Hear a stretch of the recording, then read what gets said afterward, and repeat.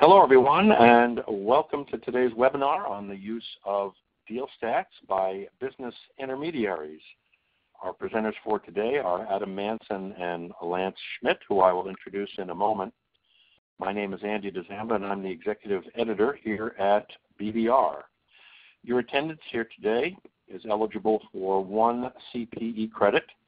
To receive the credit, you must complete and submit a brief survey on today's webinar at the conclusion of our presentation. A link to the survey is included with your registration and login email, and it's also available on the reading page for today's program. The survey will be active for 5 business days, and it will require you to fill in 3 4-digit CE codes. The codes for today's webinar are 8401, 6492, and 3122. Again, those codes for today are 8401, 6492, and 3122. I will announce the codes again at the end of the program. If you have any questions for our presenters, we'll take them in writing only. To do so, please use the chat function on the left side of your screen. If you have any trouble with the audio streaming, please refresh your screen, and that will normally clear it up. You can also access the webinar with your smartphone or tablet. Well, we're very happy to have our presenters with us today. Adam Manson is the Director of Valuation Data here at BVR, where for the past 14 years he has overseen the various data products that we offer, including DealStats, which is our flagship data offering that is made up of what was formerly known as PratStats and Public Stats. Also with us today is Lance Schmidt, who is the President of National Business Appraisers in Mission Viejo, California. Lance is a former CPA and is a credentialed valuation expert, as well as a business intermediary and certified business broker. He's got 30 years of experience in both valuation and M&A, or sales of businesses, including a specialization in auto dealership valuation. He's in the PratStats Hall of Fame for business intermediaries who have contributed the most transactions to the database. You can see their full bios on the webpage for today's webinar. And with that, I'll turn the program over to our presenters for today, Adam Manson and Lance Schmidt. Adam and Lance, thank you. All right, thank you so much, Andy.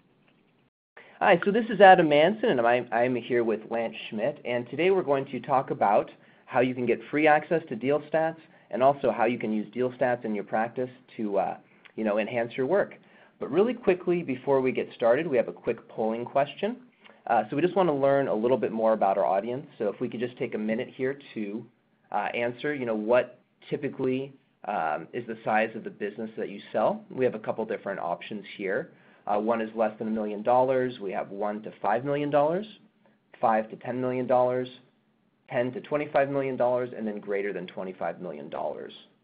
Lance, what size businesses do you typically work with?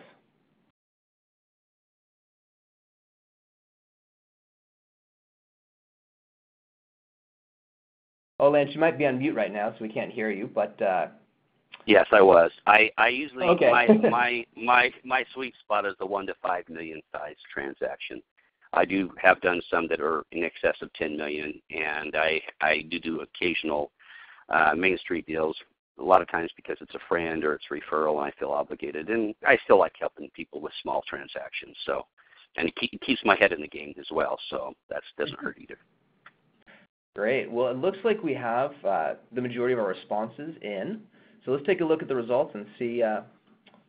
Okay, so it looks like we have, about a third of our, audience today also works in the same deal range that you work in, and then another third works in businesses under $1 million, and it looks like the rest is spread among 5 and greater than $25 million.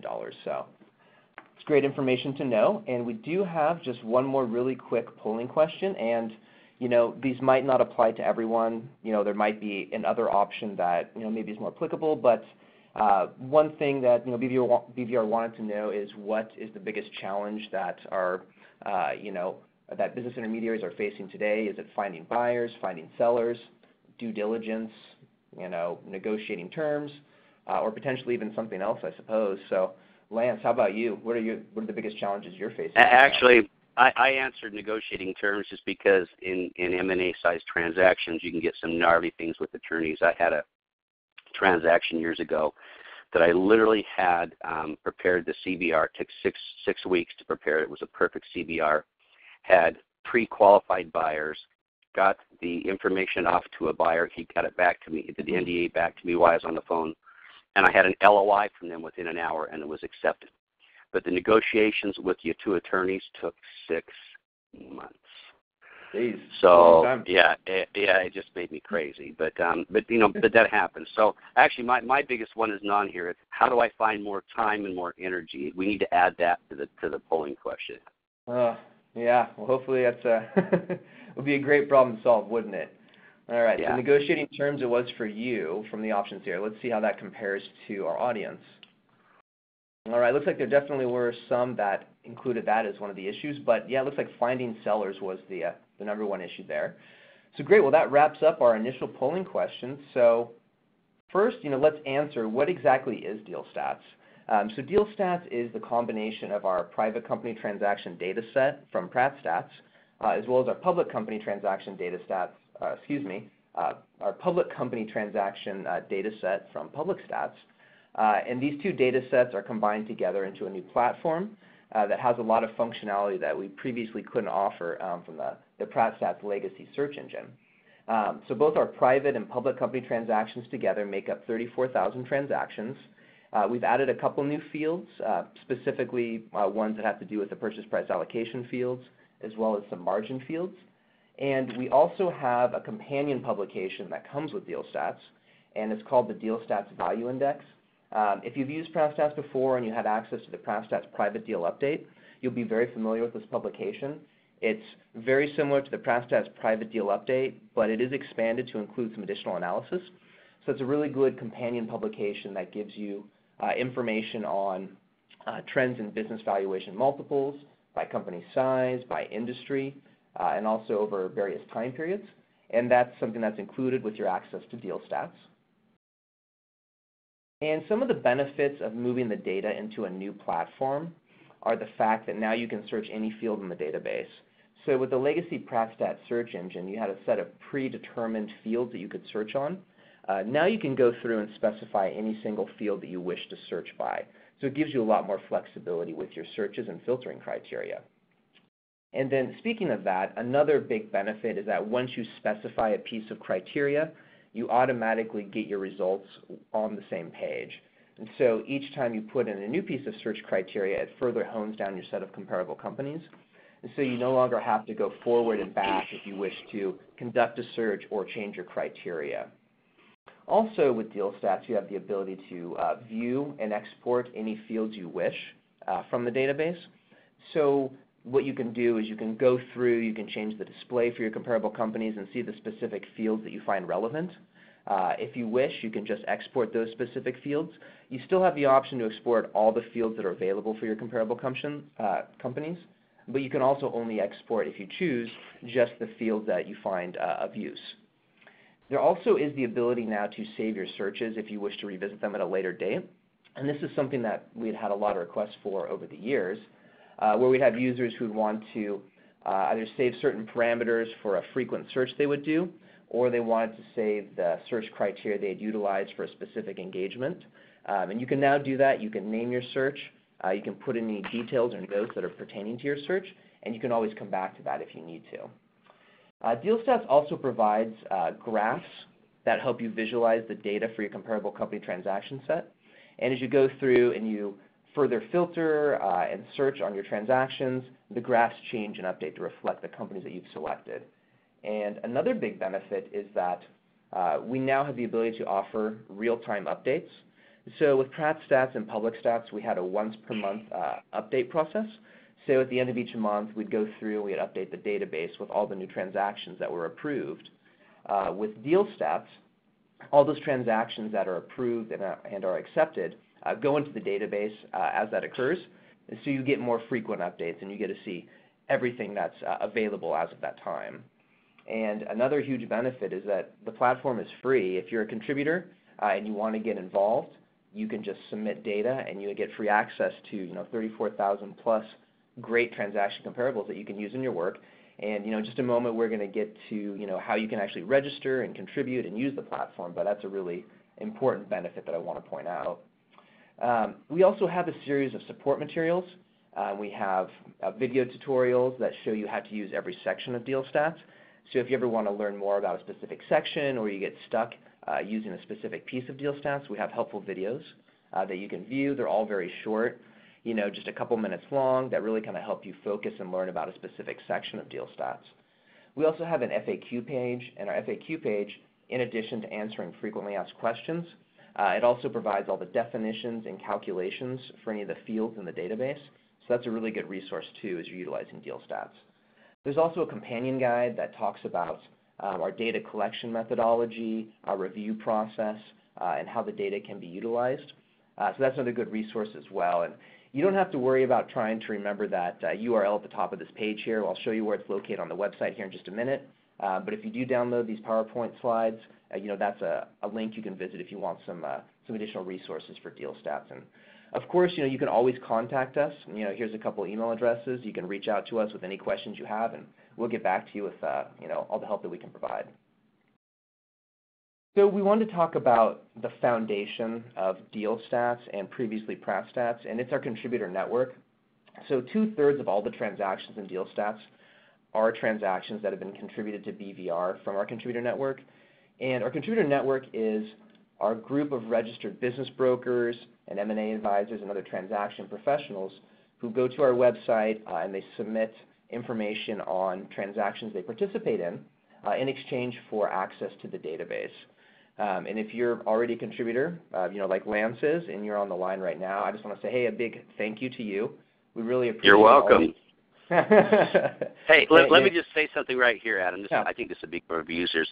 I have been using PratStats, which is now DealStats, for so many years, and I rely on it so much that I would contribute a stat, I'd have 90 days free. I'd contribute another stat, and it's like, oh, crap, I got to contribute another stat so I can get active again. So what I did is I literally went back 10 years and submitted 70 stats or something, or 80. I just submitted a whole bunch of stats all at one time. Yep. I think I'm good to the year 1999 or something like that. Anyway, go ahead and just take some time, guys. Get this done. This is such a great platform. Seriously, it's worth taking the time to do that. It's great. I mean, the transactions you contribute and the information that you share makes the database more useful, not only for you, but for everyone in your profession. So, whatever you're able to, contribute and share really does improve the overall experience for everyone. And right now, before we jump onto our website and we show you how to register and how to submit your transaction data, we have another polling question. And this one's pretty open-ended here. So this one says, okay, what is the most important goal for your business in the next year? So so we just have this box, and you can just let us know what you want to focus on for 2019 or what your plans to focus on are.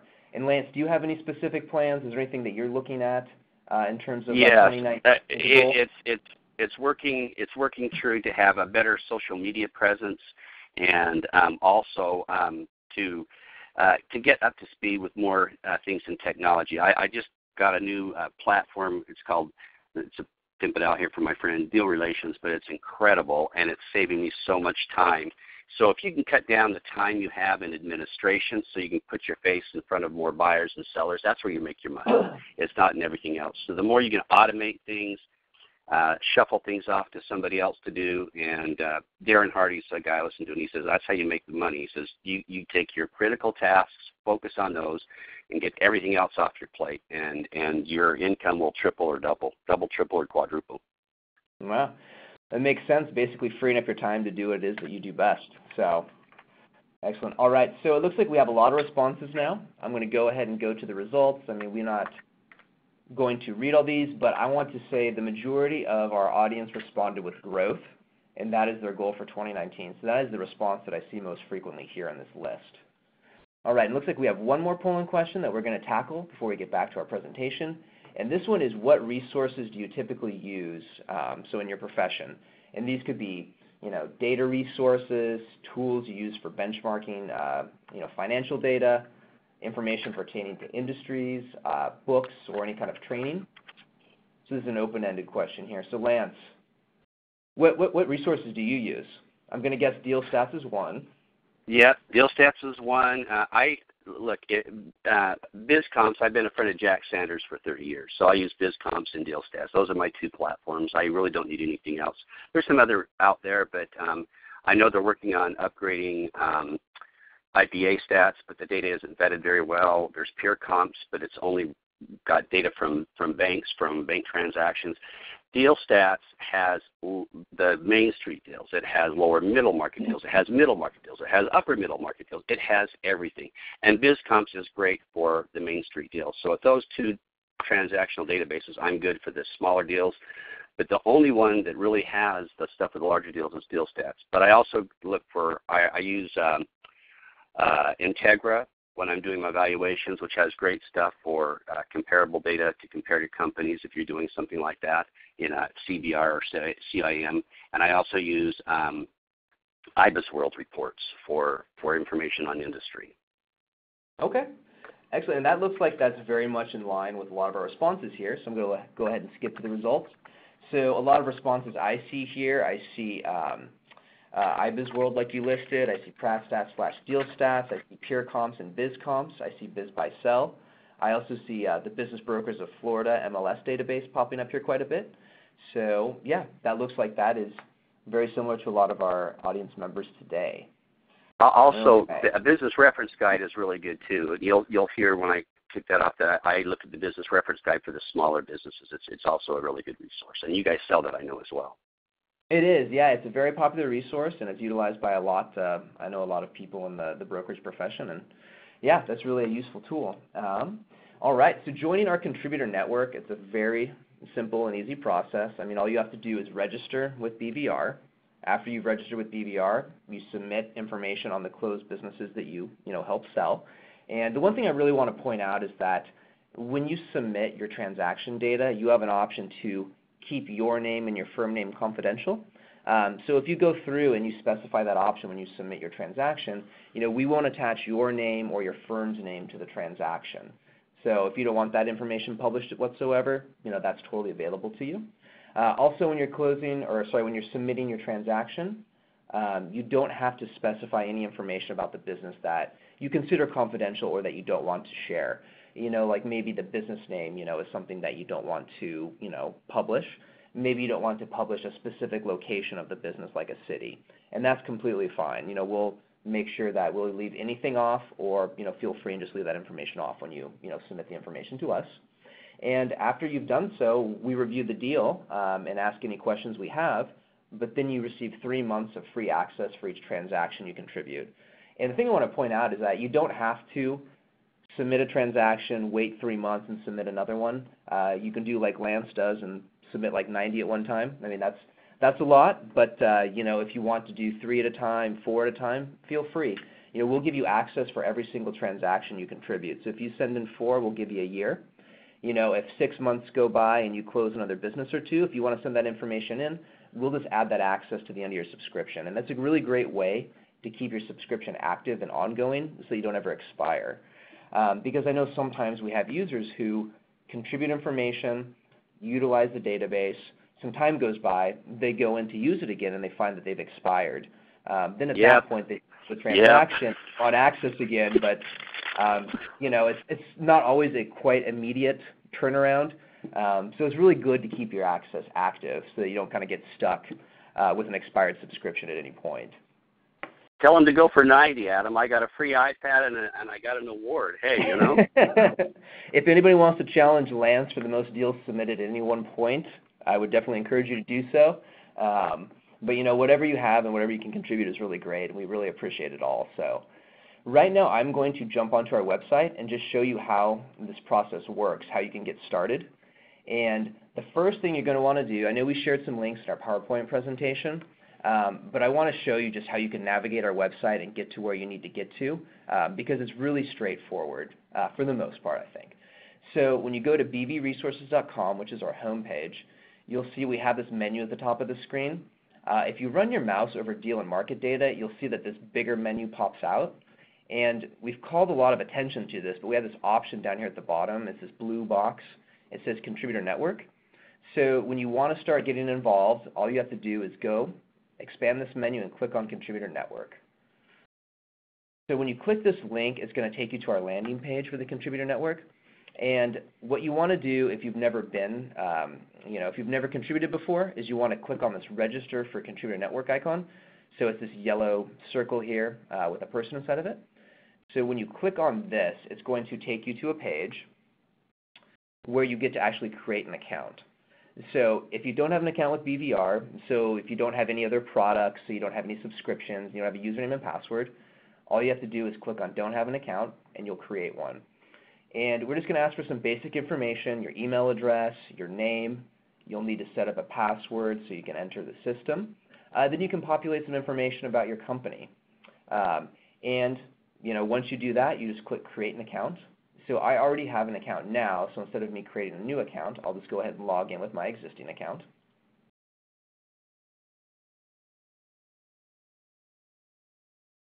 All right, so once you've gone through and created your account, it will take you to this next page here where it asks, do you want to join the Contributor Network?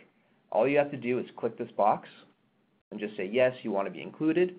And then once you do that, there's a couple extra pieces of information that you can populate if you wish. So now you can populate information about your company in terms of your website. If you have any associations that you're affiliated with, like the IBBA or M&A Source. If you have any sort of credentials, you can populate that as well. If there's any specific industries that you work with, you can enter that too. And any of this additional information, as well as your information, will go into our Find an Intermediary database. And that way, if anybody is looking for a business intermediary, like say they're a business owner, they can search by your name, your location, or any sort of like industry focus that you might have. So it's also a good way to kind of help promote yourself. And once you've gone through and you populate all these values here, you just click Update Profile. And really, once you've done that, you're complete. So now we are registered with BVR's Contributor Network. And once you've done that, it'll take you to your My BVR account page. And if you ever need to get back here, all you have to do is click on this little icon up here. It looks like a little person in the upper right-hand corner. So you click on it, and it takes you to your account page. And this is where you can access everything that has to do with your account, whether it's updating your profile, maybe you have a new phone number or a different email address. You can update that here. You have access to all your subscriptions. All you have to do is just click those links. It takes you right into the product. And then you have your information here that pertains to your entry in the Contributor Network. So what we want to do now is go through and look at how we would submit a transaction to DealStats. So to do that, we want to go down to the bottom. It'll say Submit Deals, and you click it. All right, so once you click it, it takes you to this next landing page where you have an option to add a deal. And the reason that you have this button here is that once you've finished populating the form, you can go ahead and save that. And then it'll take you back to this page where you can either submit or you can add another deal. And that's how you can do more than one transaction at once. So what we're going to do is go ahead and click Add Deal. All right, so what this does is it takes you to our online form where you can basically fill out the information for the business transaction that you worked on and then send it to us electronically. When you first come here, you'll see that it populates with your name, information about your firm. And this is that button here that we talked about where if you don't want your name or your company name associated with that transaction, you can uncheck this box.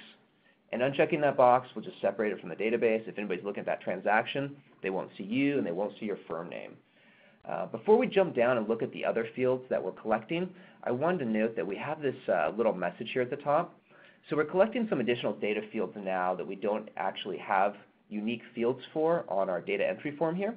We have them internally, but we just don't have them available yet here. We will soon, but we don't right now.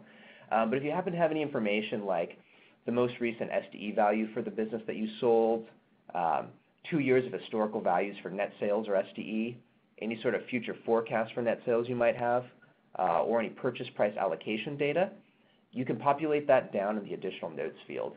And the Additional Notes field is at the very end of the form, and I'll just scroll down here really fast and show you. All right, it's this box here at the end where you can just populate all that information. And when that gets transmitted to us, we'll take a look at it, and we can pull that out and put it into individual fields where they would belong. But let's take a look at the different pieces of information that we ask for when a business transaction is submitted to us. So one thing that we find very important to have, it's actually required, is the business description. Just all the information that's important for a user of DealStats to identify whether that transaction is, comparable to their subject company. You can also provide information about that business's location, and then some other information such as how old the business is or how many employees the business has. All right, so down a little bit below that, we have the income data section. So this column here, if you have access to a profit and loss statement, a tax return, you can go ahead and populate these values here. And if you have gone through and say you've done like a recasted, P&L, you can click the restated button. So whether it's if it's just a straight P&L or tax return, you can leave the radio button as is. If it's recasted income information, you just go ahead and click that data is restated button there. The second column here is for our asset data. If you have access to a purchase price allocation, you can make this selection here. So right now we're clicking the second radio button that says that the data is a purchase price allocation. And then you can populate the values of the assets that the buyer purchased from the seller. If you don't have access to that and you can't populate those values, you can just leave it as is and just give us a balance sheet information if you have it. And then other important information that we collect, anything pertaining to the date the transaction was sold, the date the transaction was listed, the asking price that the buyer wanted, the selling price when the business finally closed, if relevant, if there was any interest-bearing debt that was assumed. And then we also have a field for amount of the down payment. So this is the amount of cash that was going to the actual seller of the business. And say, part of the, transaction price was a promissory note, so it was a seller note. We have some information down here, or some boxes down here, that you can populate to provide more information on that seller note. So you can give us the terms, such as like the rate and the length of that seller note. And then if you happen to have any information about the non-compete agreement or the consulting agreement, if there was one, you can fill that out here. And then again, we have this last box, which is our additional notes field. So if there's anything that you think a user of the database who is reviewing this transaction would want to know, anything that's relevant or would be important to mention, to someone who's reviewing that data, you can input that here. So it's really a good way to put any sort of like textual information that helps explain any particular aspect of the deal that a user would need to know.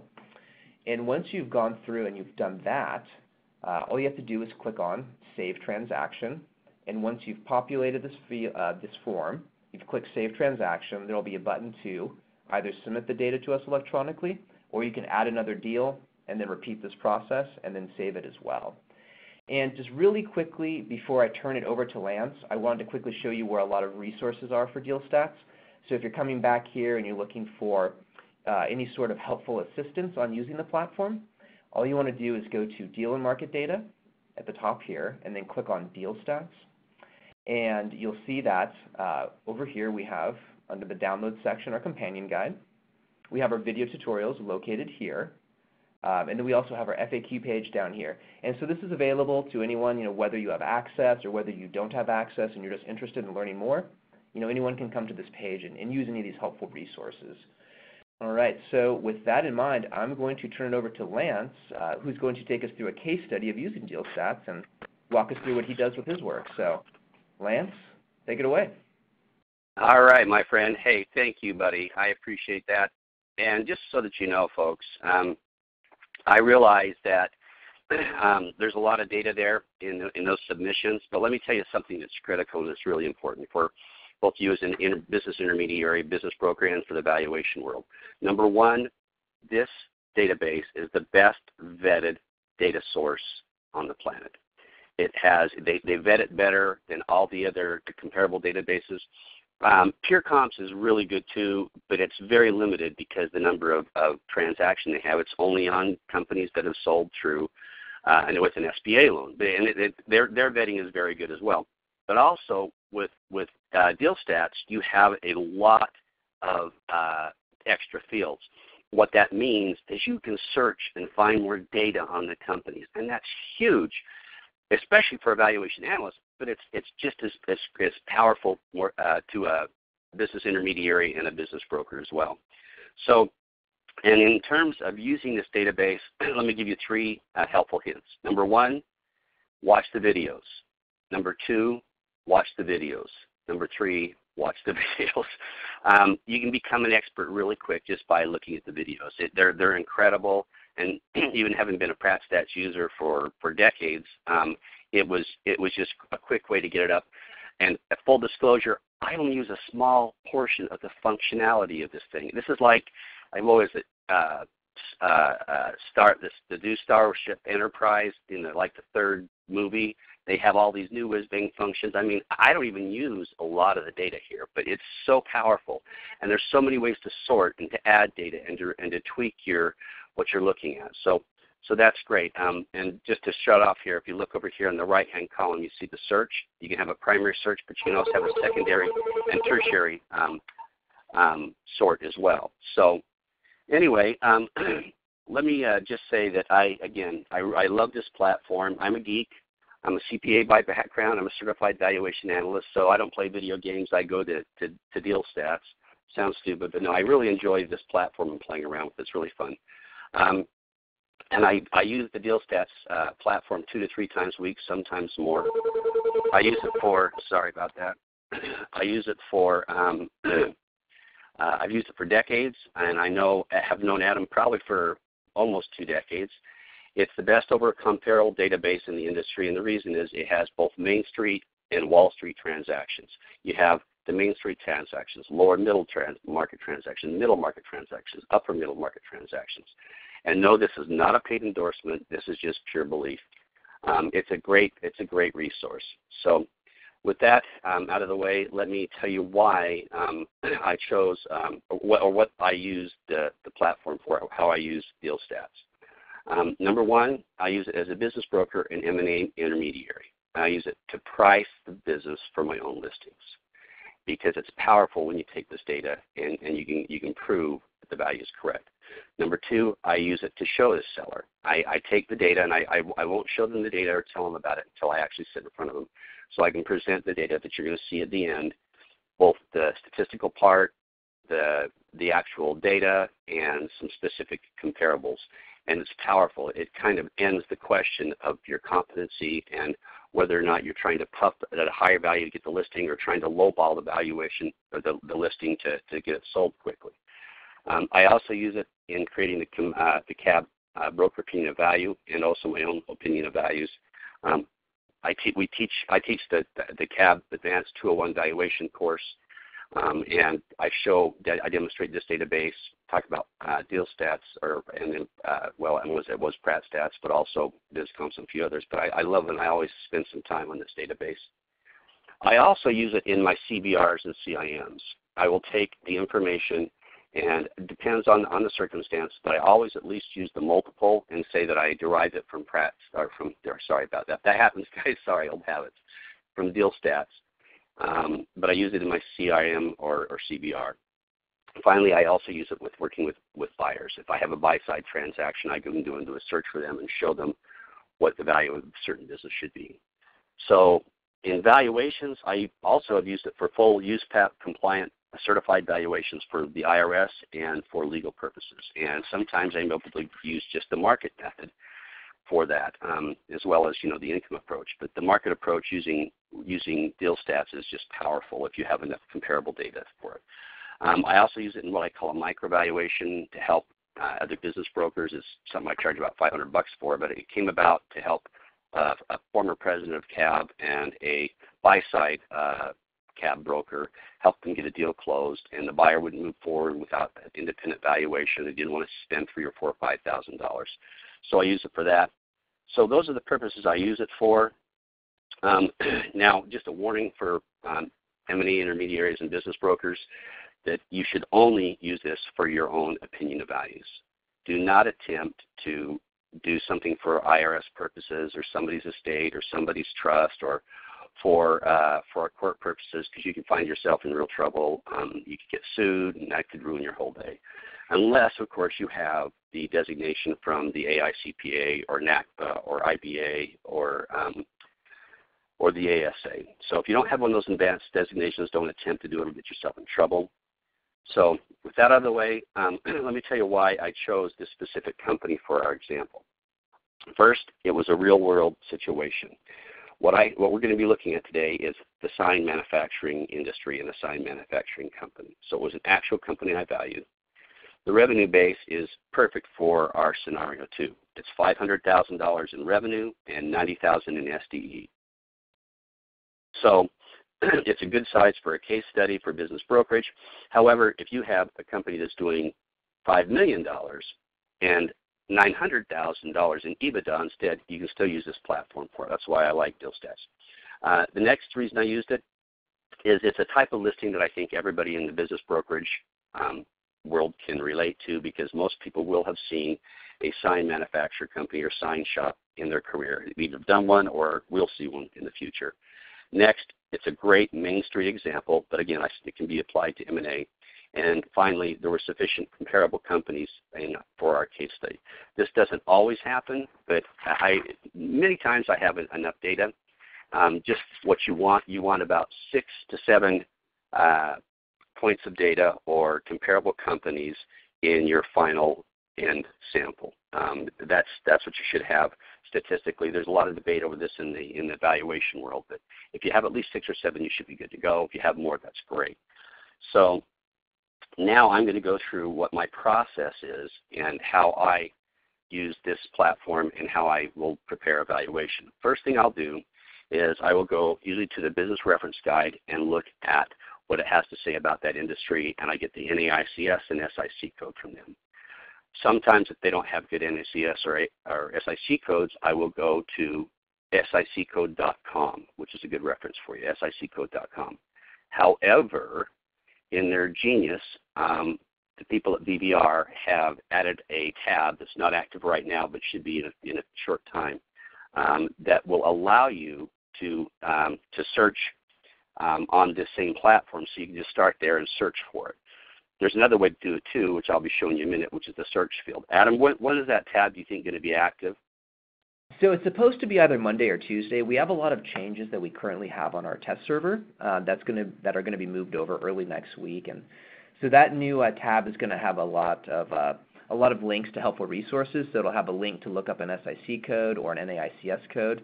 It's also going to have a link to our companion guide, our FAQ page, our video tutorials, and it's also going to have a link to contact us directly if you have any questions. So, without having to leave the platform and go back to the product page, you'll have access to all that within DealStats. So, yeah, look for that early next week. Yeah, that's great. Well, and I think it's awesome that you don't have to, again, as you said, leave it. So what I will do then is I look at those two areas. I'll go to the business reference guide and siccode.com, but now I won't have to do that. The other thing I do is I want 3 years of data for the company. I don't have to have everything, but I want 3 years of revenue and 3 years of SDE or 3 years of EBITDA. 5 is better. If you can get 5, it's better. And then you have to make a decision. Do you use the most recent year's revenues and the most recent year's EBITDA or SDE? Or do you use the average of the last 3 to 5 years? Or do you use a weighted average or some of the squares weighted average? We teach all this in CAB. They teach it at IBBA. You have to decide what's the best metric to use, and your decision should be weighted on what is the business going to do in the future, not what it's done in the past. What will it do next year and the year after? Because frankly, that's what the buyer's buying. They're buying the future income stream of this business, or as we call it in the valuation world, the anticipated future benefit stream. Okay, that's what they're really buying. So once I have that in hand, then I log on to the platform, and you'll see this page here. Now notice at the very bottom in the right-hand corner, you see how many transactions are in their database? 34,215 transactions. That is a lot of data. And if you were to go through it page by page at 10 per view, that's 3,111 pages. So that's where we're going to start. So what I first do when I come to the platform, I go to this text field. Can you see the text field here? Up here in the corner. So what I will do is I will type in the type of company I'm looking for, in this case, sign manufacturer.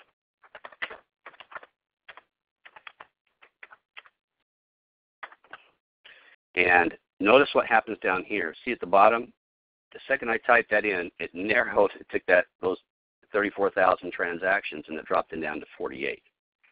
Now, And fortunately, this is only going to include companies that in that description that Adam showed you a while back had signed manufacturing. So it's going to be too small of an area for me to look at. But the reason I do this is I go down, as I scroll down here, and I look at the NAICS and SIC codes in the first, the second, and third column here. And you can see where they are. But as I notice here, 339950 for the NAICS code is very consistent.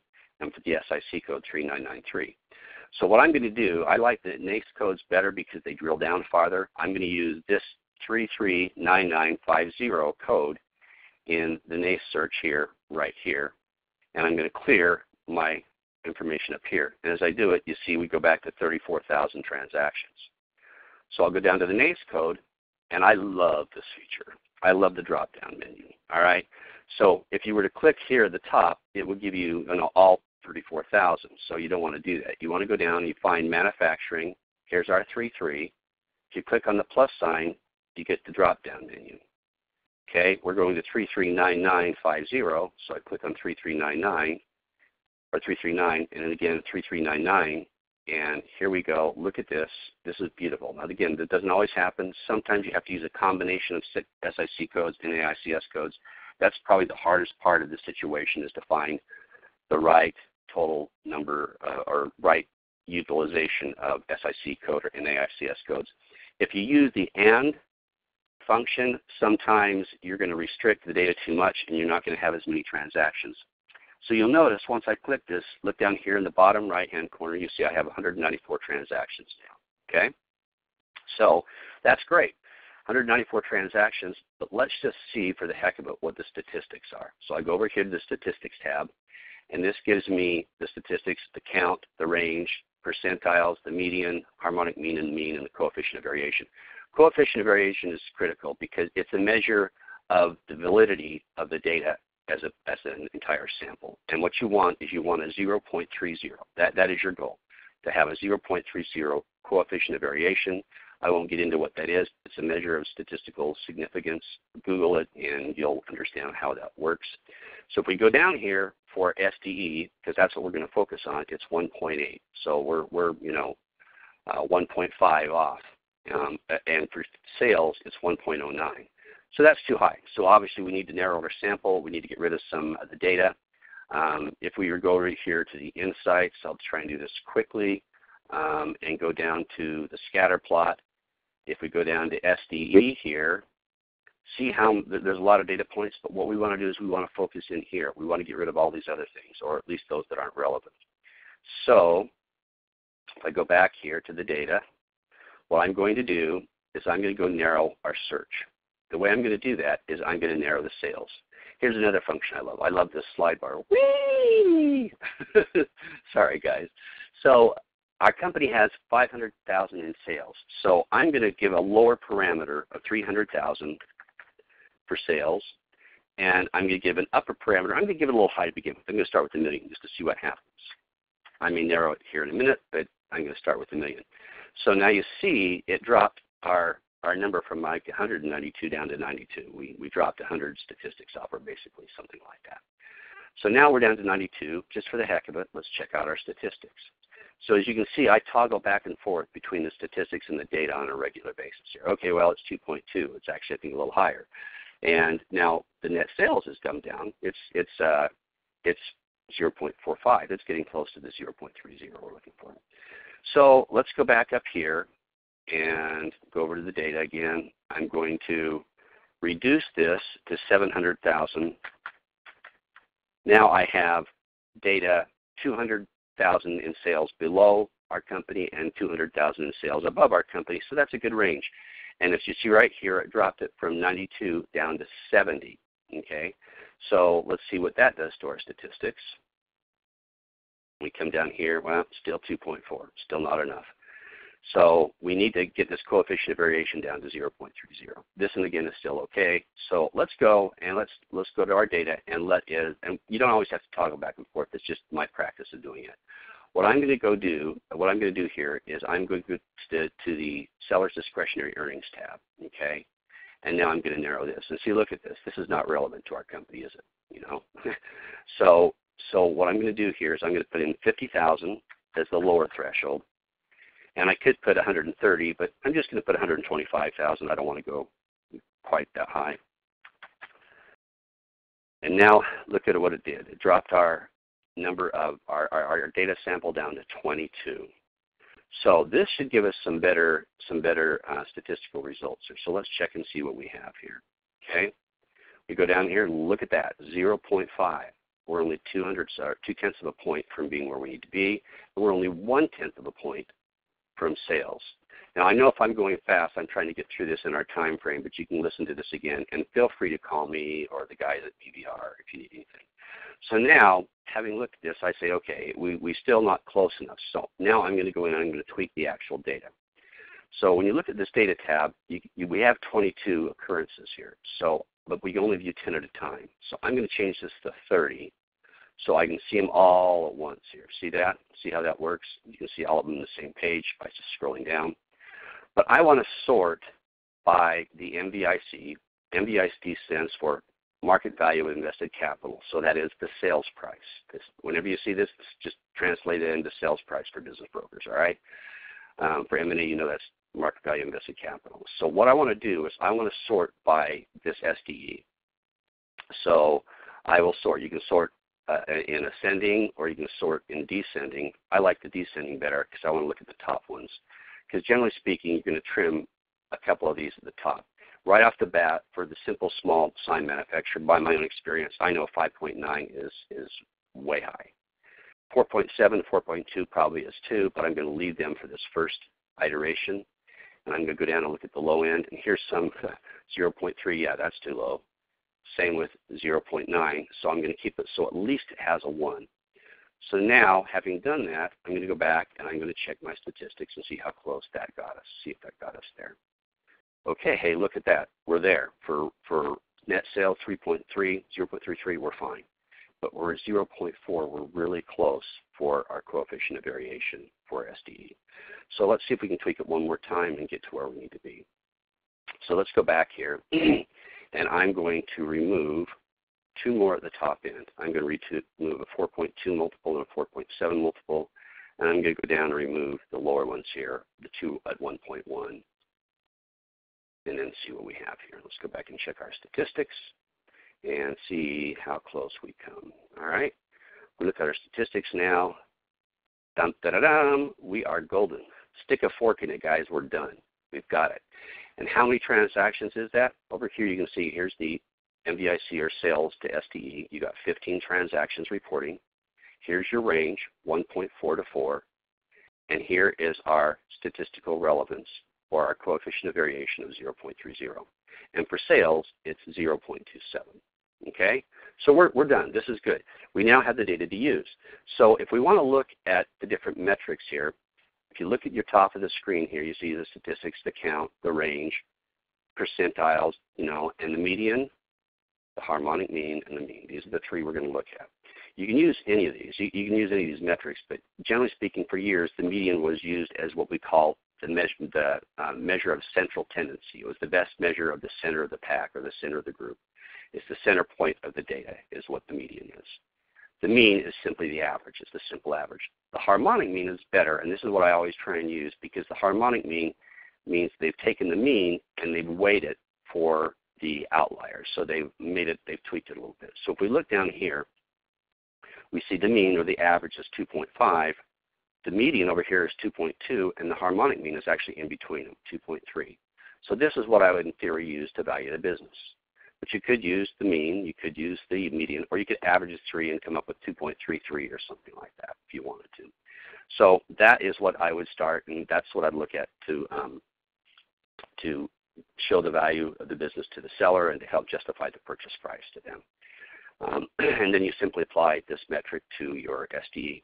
Now you can use net sales. You could use it for net sales. If you have a restaurant and you can't get to the SDE, fine, you've got to use it. But just be aware that the sales multipliers can be way off, high or low, and they don't always match what your needs are. If your data, if your company doesn't have the same overall ratio of profits to revenues that the sample does, then your data is going to be off.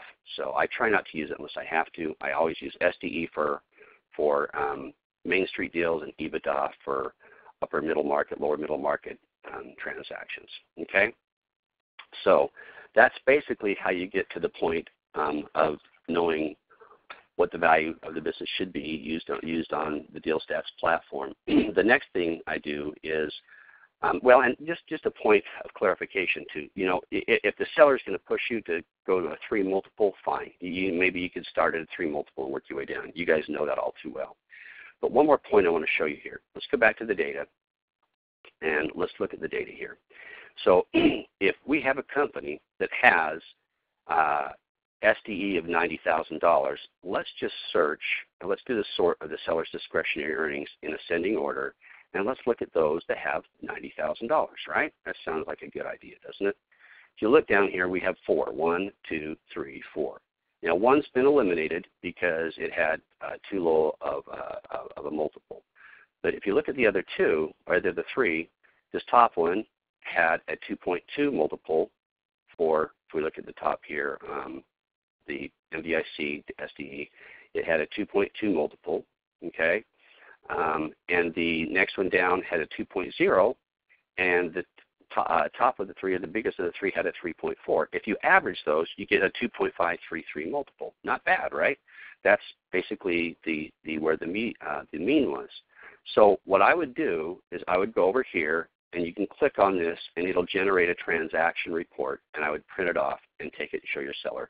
But just for these 3 listings. Now you may want to get a little bit more. Maybe you want to do those around 80,000 and the first couple here and a couple hundred. So you can play around with this. And if you needed to, you can print off all of our transactions. You can print off all 15 of those that report the SDE if you really wanted to. So now you've got your data. You're ready to go. What do you do to show your results? So what you can go is you go to the Download tab. You can now click on the Excel spreadsheet, and it will download all this data into an Excel spreadsheet for you.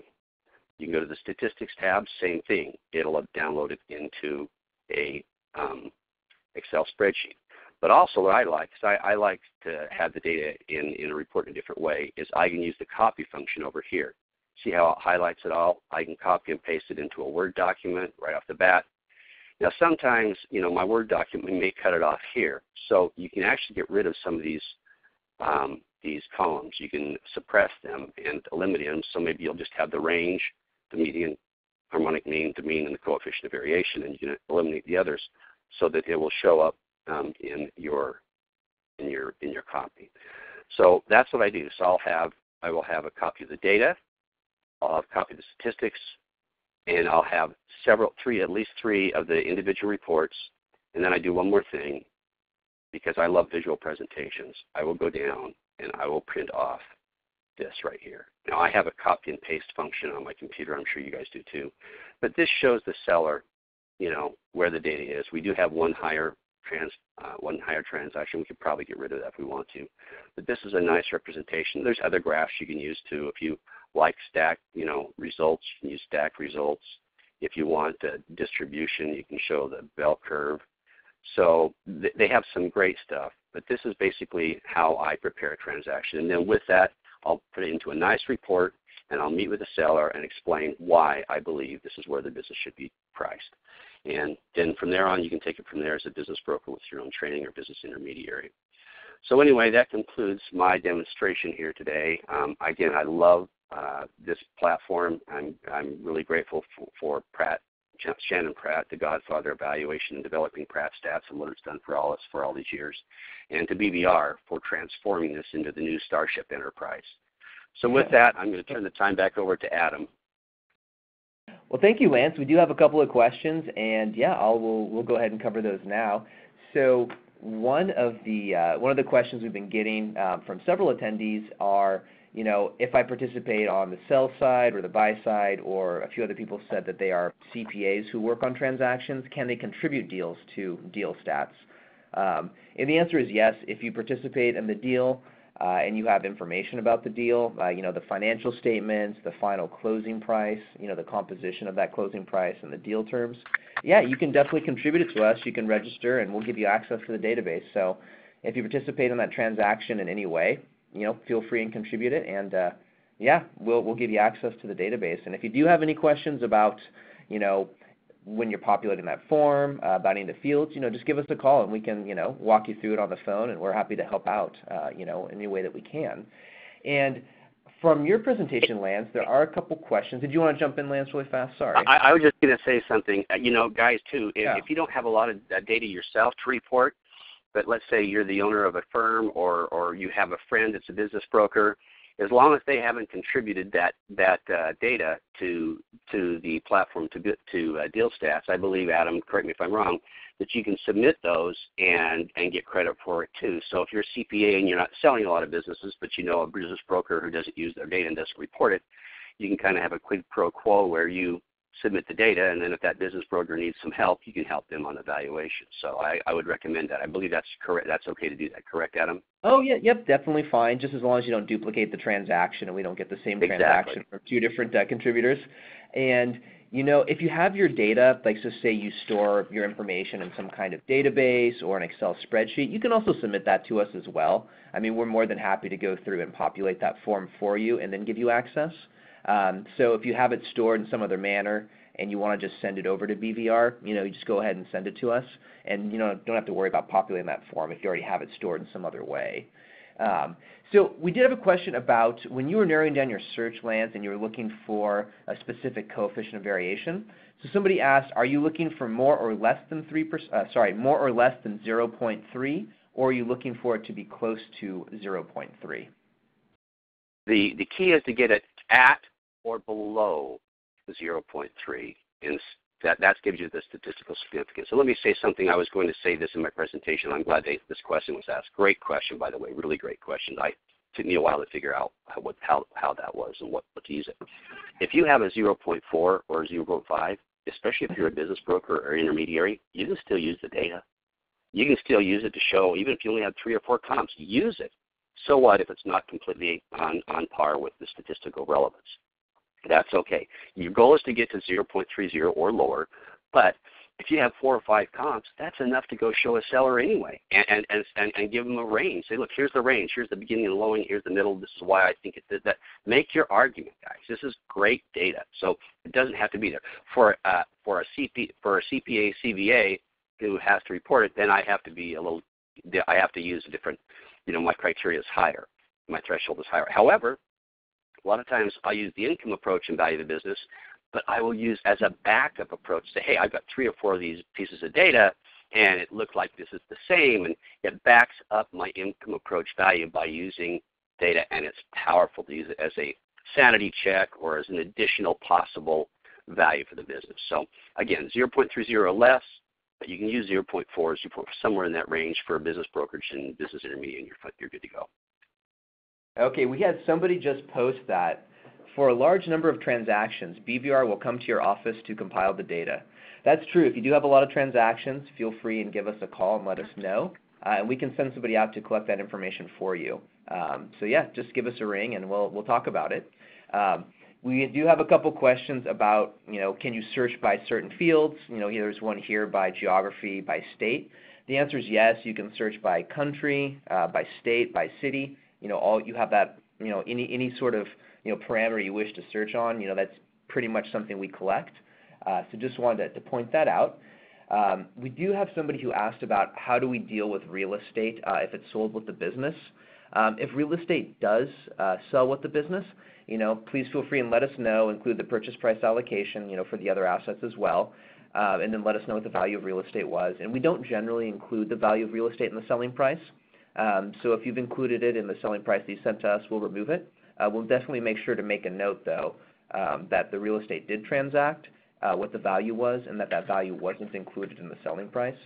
And you can even search just specifically by transactions where real estate was acquired. So that's another field you can search on as well. We do have a question here about how DealStats deals with contingent sale prices, so like earnouts and things like that. We don't include the value of the earnout in our selling price, but we do have a field for it, and we do make that available. So if you did want to add it to the selling price as a user, you can just add those 2 fields together. So that's how we handle that. And, well, we do have another question here, Lance, and I will actually pose this one to you. So somebody is doing a search for a very specific industry that's maybe a little obscure, and they find that they're only getting 4 comparables. Their question is there a solution for that? So I think, do they expand their search? Do they use those 4 comparables? So what are your thoughts, Lance, on a search like that where you only get 4 companies that meet your criteria? The answer is yes. All of the above? Yeah, you can use those 3 or 4 transactions, and maybe that's sufficient. Again, look at the coefficient of variation, see how close it is. Look at this scattered plot graph and see how close in relation those items are. But expand it. For example, I had a deal or a company I valued. It was a manufacturer, and 50% of the revenues was in aerospace. 30 to 35% was in medical manufacturing, and then they had another 20% in another field. So I actually searched both areas, and they came up with that and looked at the hybrid. It just so happened that the medical and the aerospace metrics were almost the same, so I just used one for the whole company. So a lot of times, again, go back to that primary and secondary and tertiary sort or field. You can use some fields. So what I would do is expand it. Let's say, for example, you have a service business, and it's kind of an obscure service business, and you're not even going to find it. There's not even an SIC code or any ICS code that really completely covers it. Expand your search. Go to service businesses in general if you have to, all right? But you can find enough and then start eliminating them. As you saw me eliminate the data one by one, try and narrow that search. If you got a couple of SIC codes, use the AND instead of the OR function, or the OR instead of the AND function, so it'll combine those codes for you. And then just start eliminating them one by one. If you look, you have to, it's a little bit more laborious. You have to look at the data and start, dumping out comparables, but you'll probably be able to get your result that you need using that. And again, sometimes the first 3 or 4 are simply good enough. That's great advice, Lance. I think we have one final question that I see here. Somebody wants to know how we handle non-compete values in consulting agreements. So we have fields to capture those values on the form, and then also text fields to further kind of explain those items. We include the value of the non-compete in our selling price, but we don't include the value of any kind of consulting or employment agreements in our selling price. If you do have any questions when you're going through and you're populating that form, do please give us a call. We'll help you out. But honestly, if you're going through, just feel free and just populate it as you remember doing it. And you know what? We'll ask you questions when we do get the data. So there's no worries or concerns there. All right. Adam, make sure you share my contact information, guys. Look, I teach at CAB for a reason. I make the little bit of money is nothing. I do it because I love business brokers. My father started a firm over 40 years ago, and I've been dealing with business brokers for 30 years, and I know the pain you guys go through. So call me. Let me help you through this. I do this with a lot of business brokers. I'll help you with your questions, even if it's not related to the platform or this, but I'd love to be a resource for you. So he'll share my email address and my phone number, and I'm here for you guys, all right? I feel your pain. Well, I think as everyone can tell on the call, Lance is an amazing guy and very willing to help. So you will get his information out there. And if you do have any questions, honestly, feel free and reach out to Lance anytime. He is an amazing and excellent resource. And yeah, thank you, Lance, so much for that case study. I think that was very helpful to see how you utilize the database. My pleasure. My pleasure. Yeah. All right, and we also wanted to mention that a recording of this webinar will be available after this is over. That information will be sent out via email. And yeah, at this time, it looks like we don't have any more questions, so I'll turn it back over to our host. Oh, great. Thanks, Adam Manson and Lance Schmidt, for an excellent presentation. And I want to thank all of our listeners for attending. As a reminder, to receive your CPE credit, you must complete and submit a brief survey on this webinar and include the 3 codes, which are 8401, 6492, and 3122.